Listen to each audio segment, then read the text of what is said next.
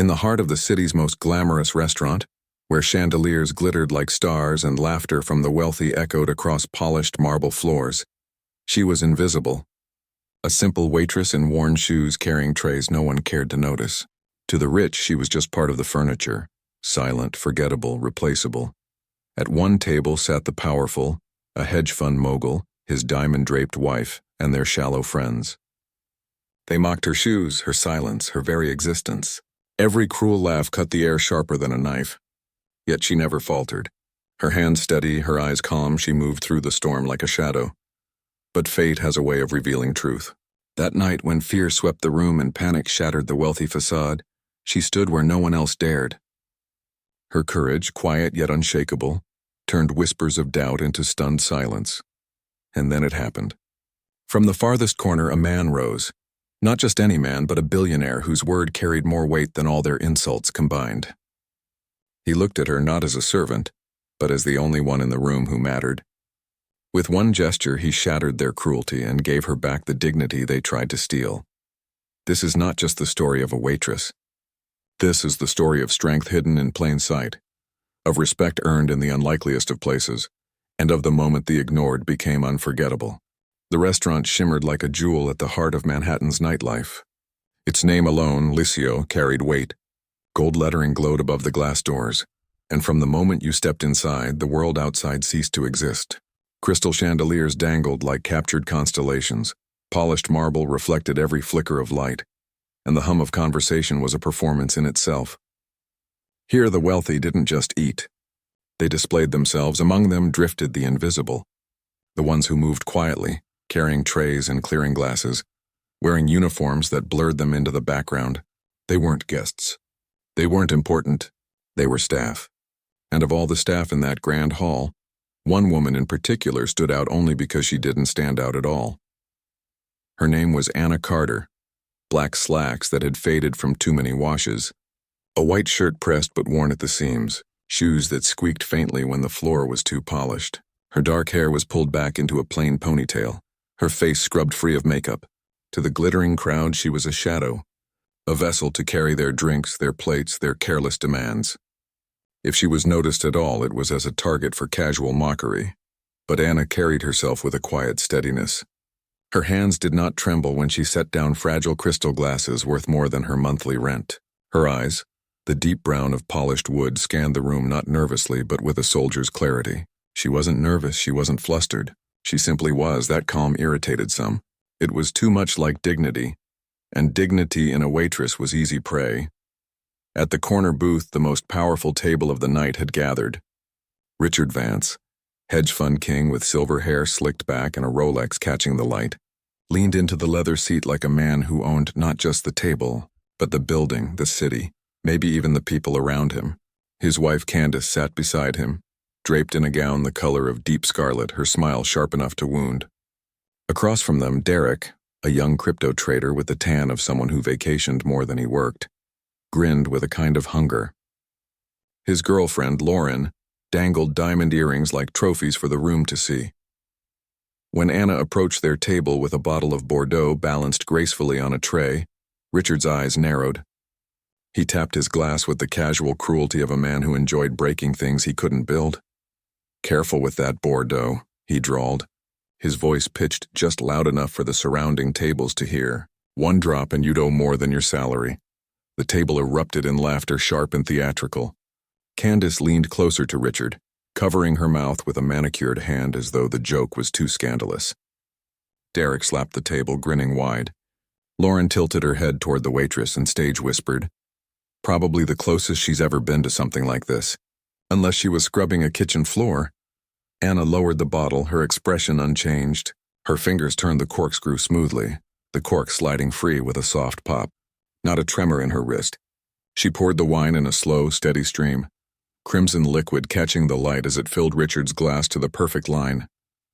"Enjoy your evening," she said simply, her voice steady as still water. She turned to go. The laughter followed her for a moment, but Anna didn't break stride. She pressed her tray to her side with fingers that held just a fraction tighter than before. In truth, she had endured worse. In another life, far from chandeliers and candlelight, she had learned to keep steady when bullets cracked the air. This and the laughter of spoiled wealth and was nothing. Still, it stung in its own way. Not because of the insult, but because of the casual certainty with which they dismissed her. They looked at her uniform and saw nothing else. They didn't see the daughter of a family whose name had once been etched into the skyline. They didn't see the soldier who had stood in deserts far away while the same people here were sipping cocktails. They saw only a servant, a shadow, a tool. Anna slipped behind the bar for a moment of quiet. From her apron pocket, she pulled a small sun-faded photograph. A dozen young men and women in dusty fatigues, arms slung around each other, smiles cracked wide despite the desert heat. There she was, younger, her ponytail shorter, her face lined not with weariness but purpose. The edges of the photo had curled with time, but the memory was sharp. Mike, the bartender polishing a glass, caught the photo and the look in her eyes. "Family?" he asked gently. Anna slid the picture back into her pocket, her face unreadable once again. Something like that. She reached for a pitcher to refill. The night pressed on. More tables filled, more laughter swelled, and Anna moved through it like a silent tide. Her steps were steady, her posture unbending, her presence quietly unshakable. But the room was restless that night. There was an energy beneath the surface, a tension she could feel in her bones. At the far end, another man sat alone. He wasn't laughing, wasn't preening for attention. James Colton. 35, sharp features, dark hair. Dressed in a suit so simple it spoke of wealth beyond the need for display. His eyes lingered on the room not with arrogance but with calculation. He scrolled his phone idly, but when Anna passed by his gaze lifted just long enough to meet hers. For a heartbeat, recognition flickered there, not of who she was but of what she carried in the way she moved. Anna didn't flinch, didn't linger. She turned back to her work. But somewhere in the shadows of Lycio's glittering hall the night was already shifting. The wealthy laughed. The waitstaff endured. But fate, patient and waiting, was about to intervene. And when it did, the woman they ignored would be the only one left standing. The laughter still clung to the air like smoke, sharp and ugly, even as Anna slipped back into her rhythm. She moved between tables, balancing trays heavy with wine and delicate crystal, her steps unhurried, her gaze calm. On the surface, nothing had changed. But beneath the glimmering chandeliers of Lycio, something unseen was shifting. Richard Vance's table continued their cruel performance, but their voices had become background noise. Anna had learned long ago to mute insults, to let them pass over her like wind in the desert. What mattered was composure. What mattered was keeping steady. Yet across the room, in the quietest corner, James Colton was watching. He wasn't a man who wasted attention. Every movement, every glance was deliberate. And what he saw in Anna wasn't invisibility. It was discipline, a steadiness no ordinary waitress could fake. The spark it began with the doors. The heavy glass entryway burst inward, jolting laughter into startled silence. 3 men stepped inside, faces obscured by black masks, hands clutching weapons that gleamed under chandelier light. The sound of panic rose instantly, shrieks, chairs scraping, glasses shattering. The wealthy, who only minutes ago had feasted like kings, dropped to the floor in a trembling heap. "Everyone down," one of the intruders barked. His voice cracked with adrenaline. Nobody moves. Nobody talks. Candles flickered in the draft, shadows stretching long across marble. The intruders moved fast, corralling diners, barking orders, sweeping watches, phones, and wallets into black bags. Fear thickened the air. Anna stood by the bar, a tray still in her hand. She didn't scream. She didn't freeze. Her eyes sharpened, her spine straightened, and the room seemed to slow around her. The tray slid silently onto the counter. Her fingers flexed once, as though waking from slumber. No one noticed her yet. Not the robbers, not the guests. Except one. James Colton's gaze locked onto her. He leaned forward slightly, his phone slipping into his pocket, his eyes narrowing in recognition. He'd seen that posture before. Not in restaurants, not in waitstaff. In soldiers. The fall of silence. Richard Vance whimpered first. His bravado dissolved in an instant as a gun pressed to his temple. "Please, please, I'll pay you double what's in that bag," he stammered. His wife Candace clutched his arm, her diamond bracelets jangling like tiny bells. Derek cursed under his breath, trying to shield Lauren, who was pale with terror. The intruder sneered. "Shut up, you're all the same. Rich pigs, on the ground." The room obeyed.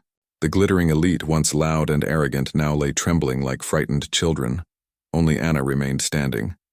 The nearest intruder turned, eyes narrowing. "You down, now." Her gaze flicked once across the room. 3 hostiles, poorly trained, adrenaline burning too fast. She calculated distances, angles, movements. Every muscle in her body knew what to do before her mind gave permission. And then, with a calmness that defied the chaos, she moved. The shadow revealed. The first intruder lunged, but Anna sidestepped, her hand snapping his wrist. The gun clattered to the marble, spinning away. A swift kick to his knee folded him instantly, his scream cutting through the panic. The second raised his weapon, but Anna was already there. Her tray, discarded earlier, flashed upward like a shield, knocking the barrel aside. She struck with precision, elbow palm twist, and the man crumpled to the floor, gasping for breath. The third froze for half a second too long. In that pause, Anna closed the distance, her knee driving into his stomach before he could fire. His weapon slid across the floor, skidding to rest beneath Richard Vance's trembling hands. It was over in under 20 seconds. The room was silent. Every guest, every waiter, every trembling figure pressed to the ground stared upward at the woman who had been invisible moments ago. Anna Carter stood tall, chest rising with steady breath, eyes sharp but calm. Not a drop of wine had spilled from the glasses still on her abandoned tray. The wealthy gaped as though they had seen a ghost. The shift Richard Vance was the first to find his voice, though it came out cracked. What are you?" His eyes darted to the unconscious intruders, then back to her. Anna didn't answer. She crouched briefly, checking one of the men's pulses, ensuring he was out cold. Then she straightened, brushing her hands lightly against her uniform as though returning from an ordinary task. Her silence unnerved them more than violence could. From the corner, James Colton rose slowly. Unlike the others, his expression wasn't fear. It was recognition. He approached with measured steps, his gaze never leaving Anna's. When he stopped a few feet away, the entire room seemed to hold its breath. "You've served before?" he said quietly. His voice carried not as a question but as fact. Anna's eyes met his. For a moment neither spoke. Then softly she replied, "Once." Consequences in the air around them, whispers began. She took them down. Who is she? She's just a waitress. No, she can't be. But Anna didn't turn to them. She didn't bask in the attention, didn't reach for praise. She adjusted her sleeves, straightened her tray, and moved back toward the bar as though the night had not fractured into something unforgettable. Only James Colton's gaze followed her, unwavering because he knew. What the others saw as impossible, he recognized as discipline carved by years of training, of sacrifice. And he also knew people like Anna didn't end up carrying trays in restaurants by accident. There was a story there, one the glittering crowd couldn't begin to fathom. And in that moment something shifted. The laughter that once mocked her had been replaced with silence. The ones who had treated her like furniture now watched her with awe and unease. Their world had cracked open, and the waitress they ignored had revealed herself as something far greater. But for Anna, it wasn't glory. It wasn't pride. It was memory, of deserts, of comrades, of losses she never spoke of. The ghosts of her past still walked beside her, even here in the heart of luxury. James Colton stepped closer, lowering his voice so only she could hear. "This isn't the end of your story," he said. "It's the beginning." Anna looked at him, her expression unreadable. She didn't agree. She didn't argue. She simply turned back to her work. But fate had already decided. That night, in the glow of chandeliers and the echo of silence, a billionaire had noticed her, and nothing would ever be the same again. The city never slept, but after that night at Lycio, Anna felt as though every shadow carried whispers of what had happened. News traveled fast. Anonymous social media posts about a mysterious waitress who disarmed armed robbers, grainy security camera clips that leaked online, rumors spreading like fire. The world was curious, but Anna Carter wasn't looking for fame. She just wanted to disappear back into the routine that had shielded her for so long. Yet the world doesn't let heroes vanish so easily. A visit in the morning after the robbery. Anna arrived at work early, hoping to blend into the quiet hum of preparation. But as she pushed through the staff entrance, she froze. Waiting by the bar was James Colton. He was dressed simply. Dark jacket, no tie, no entourage. but power radiated from him effortlessly. His eyes followed her as she set down her bag and slipped on her apron. "You shouldn't be here," she said flatly, not meeting his gaze. "And yet, here I am," Colton replied calmly. "You didn't just stop a robbery, Anna, you saved lives. People deserve to know who you are." Anna's jaw tightened. "I'm a waitress. That's all." Colton studied her in silence, then smiled faintly. "No, that's what you chose to be, not what you are." Whispers of the past for the rest of the day, Anna worked as if nothing had changed. But Colton's words followed her like a shadow. He hadn't pressed her, but his knowing gaze carried weight. And the truth was, he was right. She wasn't just a waitress. Years before, she had been Sergeant Anna Carter, decorated for valor, trained in combat and strategy. She had led a team overseas, watched friends fall in battles most people never heard about. When she returned, the medals meant nothing. The world she came back to had no place for her except behind a tray. That was the life she chose: silence, anonymity, invisibility. Until fate shattered it. The Billionaire's offer later that week, Colton returned, this time not as a customer but as a man with purpose. He asked for a private word. "I run a foundation," he explained, seated across from her in the empty dining hall. "We support veterans, train them, give them work, help them rebuild lives. I want you to join us. Not as a charity case, as a leader." Anna stared at him, stunned. "You don't even know me." "I know enough," Colton said. "I saw you when everyone else saw nothing. You have discipline, courage, judgment, and you didn't act for recognition. That's the kind of strength this world needs." Her hands trembled slightly in her lap. It had been years since anyone had spoken to her like that. Not as a servant, not as someone broken, but as someone who still mattered. The choice. For nights afterward, Anna wrestled with the offer. The ghosts of her past told her to stay hidden, to keep her life small and safe. But every time she closed her eyes, she saw the faces of those she'd lost, and the trembling faces she had saved at Licio. Maybe Colton was right. Maybe invisibility wasn't survival. Maybe it was surrender. Finally, she gave her answer. "I'll do it," she told him, her voice steady. "But on one condition. You never tell the world who I was that night." "They don't need to know my name." Colton smiled knowingly. "Fair enough. But sooner or later, Anna, the world will know you by what you do, not what you hide." A new beginning months passed, and whispers about the waitress at Licio faded into rumor. But behind the scenes, Anna's life transformed. She began training other veterans, helping them find purpose, guiding them with the same calm strength that had stunned a room full of elites. Colton gave her the resources, but it was Anna's discipline, her humility, her resilience that made it work.